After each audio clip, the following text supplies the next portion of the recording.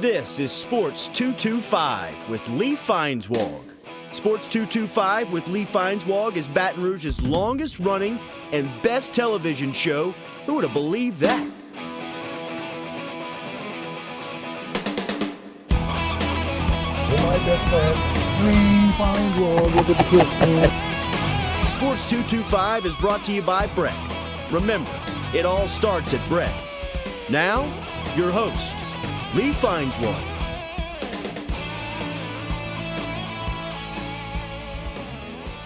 Well, good evening. It's Sports 225. As you can see in the other chair, my good friend, WAFB Sports Director Steve Schneider is here. But in this first segment, we're actually going to Birmingham, Alabama to talk to Dr. Bhrett McCabe, who, Steve, you might remember, of course, is an LSU baseball player. I think he might have pitched a one-hit shutout against Ole Miss back in the day, and has gone on to some other big things in sports. Well, he's a sports psychologist, and I wanted to talk to Bhrett about a couple of things, including how things are going for athletes who are recovering from the flood and how they might handle things once they get back to sports and the effects in general. But we started by talking about the Olympics and what a come down it must be for Olympic athletes. Yeah, there's been a lot of studies that have been done on post-Olympic depression. And it's a real deal because these athletes give so much of their time, they sacrifice so much to reach the pinnacle of their sport, and then within an instant it's gone. So when they return home as a past Olympian. And all that buildup for the last 2 years, 3 years is now all of a sudden gone. So the passion is different. The sacrifices are different. So athletes tend to look for a little bit of purpose. And for many of those summer athletes, remember, they're pretty much, I hate to say this, they're kind of out of the public focus for 3 years and 50 weeks. And then for 2 weeks, they become the intense focus where we hear every story about it. So they do struggle from depression. Their structure changes and their commitment changes. So we have to watch it. It's a tough place to be. And it's just not very much different from what happens with people retiring from their profession, athletes retiring. You lose that purpose. We always say when I retire, I want to do everything I want to do. They usually last about a month and a half, and then people go, I'm bored out of my mind, and they lose that purpose and spark that they're needed for. Well, hopefully all those athletes and coaches will find something to do. Brett's practice is called The Mind Side. You can find him at themindside.com. He's working on a book called The Mind Side Manifesto that you're gonna want to read. And he's got a podcast that's weekly that you can find both on iTunes and at themindside.com. So, Bhrett, we had a lot of high schools around here, and not just high schools, but recreational sports of any kind affected so terribly by the flooding that covered such a wide area and hit so many people so hard. What would you recommend for high school athletes and coaches when they finally do get back together and start practicing and trying to compete again? Yeah, sports can be a great unification of a troubled community. You got to remember that one of the biggest stresses that we can have in our life is displacement and movement away from our home. So many people are going through that right now, but sports provide such a great platform and a foundation for communities to come together and to cheer for one another, regardless of what's going on at home. You can unite on the field.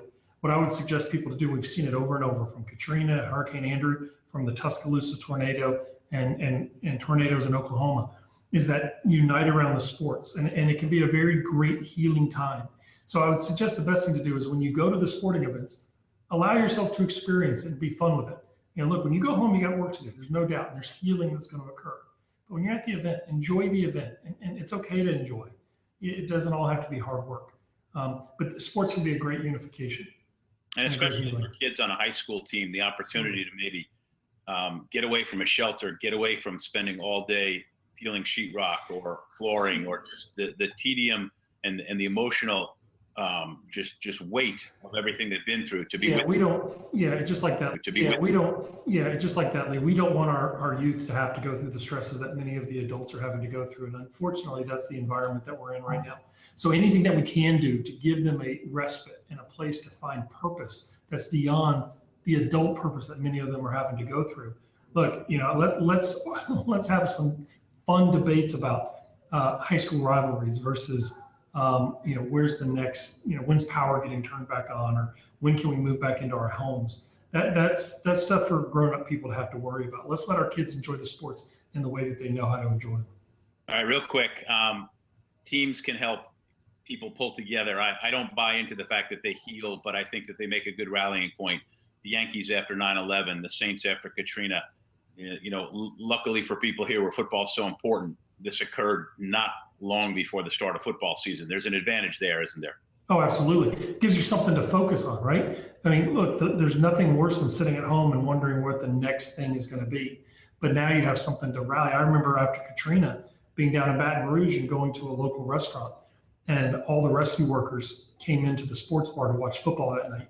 That was the first time they had had a hot meal since Katrina, and they'd been living in tents. Now, they had no problem getting their meal paid for, but it gave them something to watch, something to kind of separate themselves from. Movies are no different, nor books, something to allow ourselves to get away from. And when we get away, we heal. That's why it's so important. My thanks to Dr. Bhrett McCabe from Birmingham, Alabama, the former LSU baseball pitcher and a sports psychologist. When we get back, I'm back here in studio with Steve Schneider. It's Sports 225.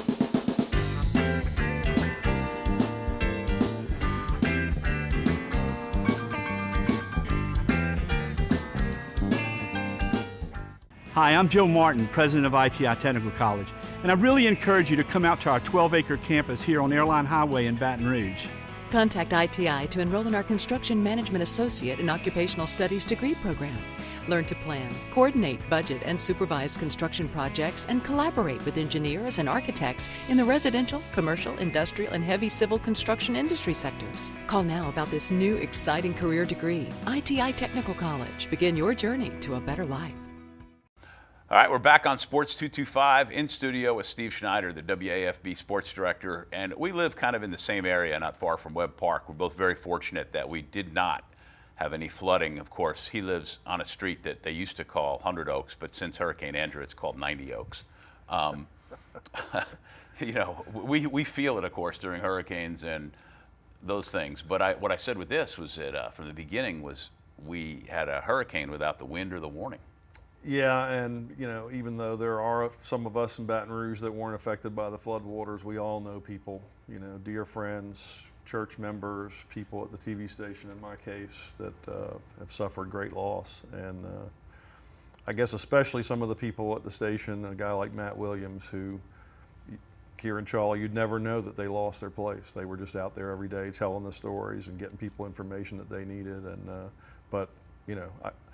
I don't think there's anybody in our entire viewing area that doesn't know lots of people, dear friends, family members, even people outside of our area that we talk to. They have friends, they have family that have suffered great loss. Yeah, well, I mean, since we are a sports show and you're a sports guy and you're wearing your sports line golf shirt, which is in theory going to start on Friday night. Is it going to start Friday night? Oh yeah. Okay. Oh, yeah. We're going to do how the many show. football games do you anticipate? We're still actually calculating that.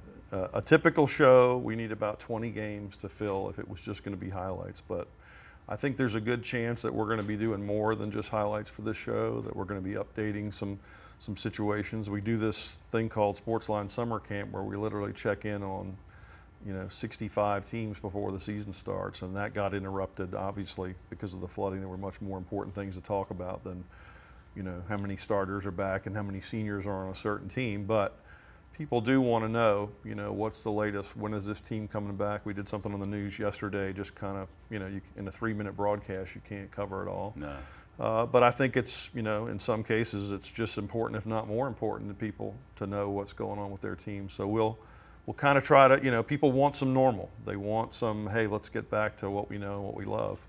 But we'll probably also combine some of that as well. Yeah, well, as you heard with Dr. McCabe talking about getting back and getting with your team, with the program. I brought this up with somebody the other day. We talked about how after sports, or after catastrophes, if you will, sports, I don't know if they're a healer or if they help, but morale is a big part of it. I mean, you think back to 9/11, the Yankees played, everybody felt good about it. I don't know that helped get things going, but it wasn't bad. We had in Louisiana, we had the Saints doing well and getting back into the Superdome after Katrina. But this is different. When you get a grassroots, like for example, Denham Springs, the school may not open, but the team might play. And when you can get the kids back in playing their sports and the community involved, that's really important. I hate to say it, but it's kind of the same thing as when you go to a funeral. Okay, You're all gathered together. You don't want to be there under those circumstances. But when you see those familiar faces and you kind of break the ice and start talking about what's happened to you and what happened to you, and it can be healing. I mean, let's face it, sports in general is a distraction, okay? You got more important things like your family and your job and your church than sports. But I think each person that is a sports fan wants that distraction. They want to break from all the heavy stuff, and I think that'll serve the purpose for a lot of these communities, and that they'll not only be able to come together, see people they haven't seen for a year or 5 years or 10 years, but they'll also be able to just for a few minutes take a break from all the heavy things they're having to deal with. You made me laugh when you said funerals, because I was joke. Weddings and funerals, that's what we get together for as adults, as a rule. Yeah, yeah. I mean, Yeah. The number of high schools affected is, well, let me back up a little bit. There was so much emphasis in the last 10 days about the national media not recognizing what was going on. I think they were slow to understand what was going on, and there were snippets of stories, for example, in national newscasts. But once it started to develop, I think everybody understands. The Washington Post and New York Times did big, in-depth stories and continue to. Other news outlets have. NBC, CBS, CNN, they've all got people here, among others. And everybody understands now, basically. But one of the things that doesn't get talked about is just like high schools and high school sports. And how many high schools are you aware of that are not going to reopen and have teams affected? Well, there's probably at least a half dozen. The two biggies, of course, are Denham Springs and Santa Monica. And it's not just, that they can't open those places. And in some cases, it's how quickly can you get back? Forget sports for a minute. Just how quickly can you get students back in the classroom? And as a parent, that decision on, hey, if I'm not in my house and the kids aren't going to school, I really need to seriously think about going somewhere else. And even if it's just for a year, go somewhere where things are normal and then come back a year later. So then you put that into sports.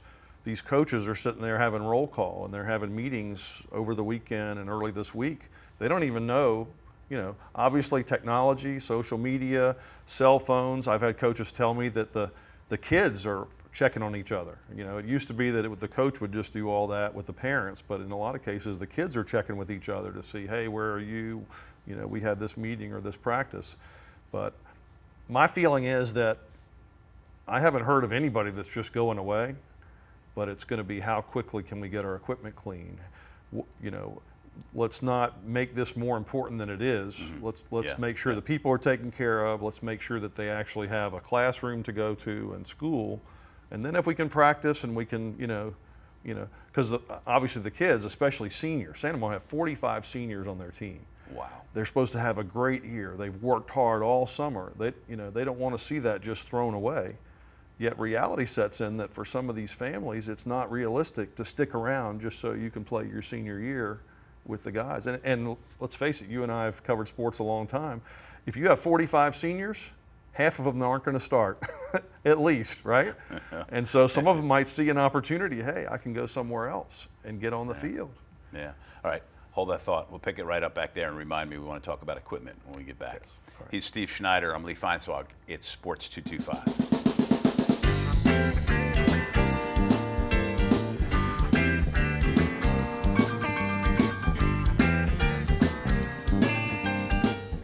It was nearly a decade ago that Bhrett teamed up to Imagine Your Parks, and you imagine big.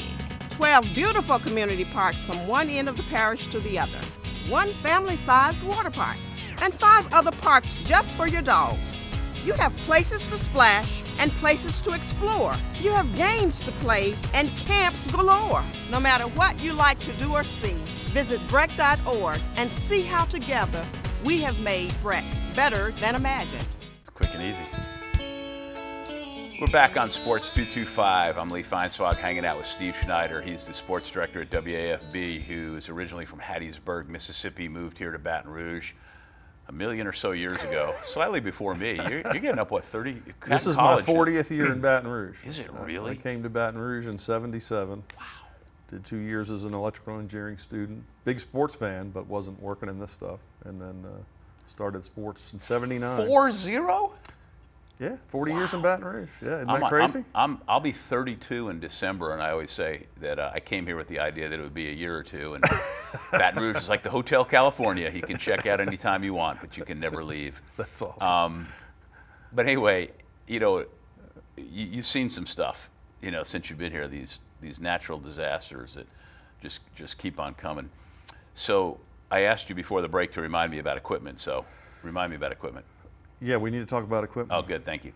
So, a volleyball coach at a really prominent big northern college asked me the other day about what can we do to help, and I said, well, everybody like money, and I personally would like to see the food bank get helped out. They lost 500,000 pounds of food in their flood, and I mean, what the food bank does is such. And Mike Manning is a guy that when I came to Baton Rouge was fraternity brother of mine. I've known him of course, my whole life here, and a former volleyball dad. Both his daughters played volleyball for us and all that. So anyway, but I said, he goes, well, what about equipment? And I said, well, there's some schools that are definitely going to need stuff. At the very least, damaged volleyballs, perhaps net systems. I could go on and on. And he said, I got to check with compliance. And that's the shame of it. Like a team like not just LSU trying to help out, but other schools in the South or gigantic programs in the country could help out the football. I mean, for example, I have to assume at Denham Springs, everything got wiped out. Every I just helmet, talked to Drew Nettles pads, yesterday, and they got a couple of feet of water in there, and so they're having to go through. What's so ironic to me, just a month ago we were talking about this when the floods happened in West Virginia before the Saints went up there, and Jimbo Fisher and Nick Saban, who are both West Virginia natives, were rallying the state of Alabama and the state of Florida to try to get equipment to ship up to those high schools so that they could have a football season. The only difference is that was the middle of July. The season is here. Yeah, middle of July, you still have time to get the insurance money and order in new stuff. Right. Now and some schools are cleaning their equipment. They aren't necessarily getting new equipment. Yeah. They're just getting it clean to where the kids can still use it. Wow. So. Well. I just kind of shake my head and go, wow, as I'm sure many of you are. So anyway, enough about high schools and floods and stuff. As we tape this and head into the weekend, the last open weekend, if you will, there is a college football season ahead. There is. A whole lot of other stuff. There is, and obviously a big game that people here have had marked on their calendar, not just where it's being played, which, whoever thought the LSU Tigers would play at Green Bay's historic Lambeau Field. But hey, let me just tell you a quick story. Yeah. The summer of 1984, while I was at the Winston-Salem Journal in North Carolina looking for a job, I interviewed for 2 jobs. One was in Green Bay? The job I got at the Baton Rouge then Morning Advocate was the one I got. I was a finalist. Me and another guy came down to covering the Green Bay Packers for the Green Bay Press-Gazette. The Packers weren't any good in '84, were they? I don't remember, but I just remember going to Lambeau Field in the middle of July, and it was 60 degrees, and thinking, this might be a cool gig. And then I didn't get that job, and I was going to take it, and I got offered the job here. And, I recall going to La Crosse, Wisconsin for years with Jim Mora and the Saints, and they used to either scrimmage or play the Packers in a preseason game. And of course, La Crosse is of Wisconsin, and Wisconsin people would come out to Saints practice, and I remember asking some of those fans, well, what about the Packers? Oh, the Packers, they're horrible. And this is Vince Lombardi's team, won the first 2 championships, Jimmy Taylor, but they had some rough years in there, so I'm not sure how much that would have.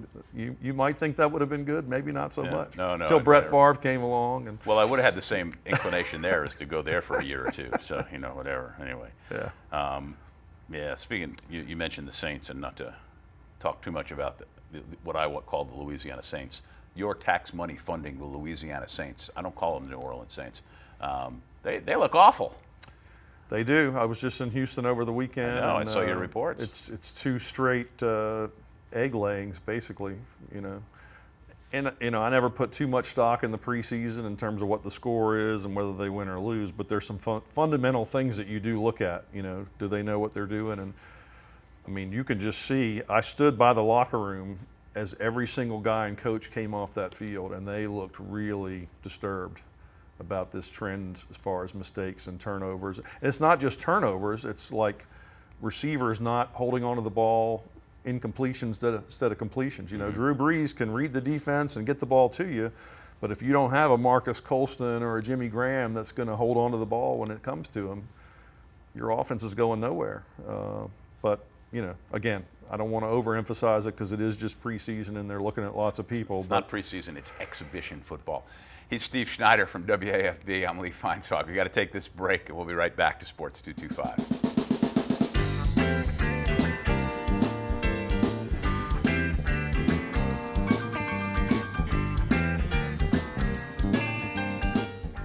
For Total Home Pest Control, who are you going to call?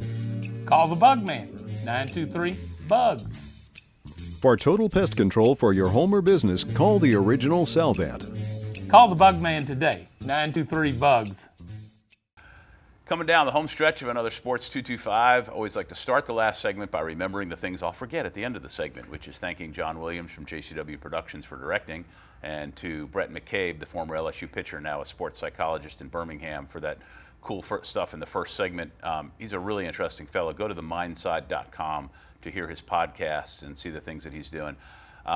Did you watch the Olympics? I did watch some, obviously, between football season bearing down on us and then with the storm and you know, trying to, you know, help people or figure out where everybody was, you know, when you got a lot of kids and a lot of family and that sort of thing. But, yeah, watched, you know. Yeah. We have 4 TVs in our office now, so there were plenty of days where we had all 4 channels that were available up at the same time. Nice. All right, we got just a couple minutes left. Let's talk LSU football. Matt Moscona threw that at me too the other day, Monday afternoon when I do the radio gig with him. And I said, Matt, he goes, what do you expect? What do you want to see? Right. I said, Matt, it's the same thing that we've said for the last 10 years. I have the exact same question. Tell me about the quarterback. Right. You know, it's all every year, except for Zach Mettenberger, who answered that question. The question has not been answered forever. Okay, well, and the reason Zach Mettenberger answered that question is the year that he had a good year, he had Odell Beckham, Jarvis Landry, Jeremy Hill, but more important than that, he had 3 hours of class that semester. He majored in football that season, and you know that's such a great way to put it. I think that's a big question. The quarterbacks that have come after him, you know, can they have enough time in the system that they're running to understand it well enough, to execute it well enough, to make the offense, you know, as good or better than the defense and the special teams. That's the key to me to the whole season. That, and I think another thing, I was thinking historically, you know, it's about coaches making their scheme fit what they have, whether it's a quarterback and what kind of retention he has and understanding he has, or, for example, if you have Leonard Fournette and Darius Geis. Remember when Dalton Hilliard and Gary James were both tailbacks? Hand the ball off right. Okay, should one of them be sitting on the bench, or should you figure out a way to get both of them on the field at the same time? LSU at that time moved Eric Martin to wide receiver, moved Herman Fontenot to wide receiver. Their 5th running back, Gene Lang, played in the NFL for the Denver Broncos. They had 5 tailbacks who were going to play in the NFL. If you've got that kind of talent, you've got to figure out a way to get all those guys on the field and not let them sit on the bench while one guy plays. And so, you know, we're not allowed to see practice. They're keeping everything close to the vest. You get some things from some people who've been there. That's what I hope they do. I hope they make it simple for the players, and I hope they get the good players on the field at the same time. And that's why I asked him the question. He's Steve Schneider. He's the sports director at WAFB. Make sure you watch Sportsline Friday night and, of course, his newscasts every day. Sports225.com has all of our listings and a link to Sports 225 TV where you can watch this show, not just here on Cox 4 and CST. Thanks for watching. Good night.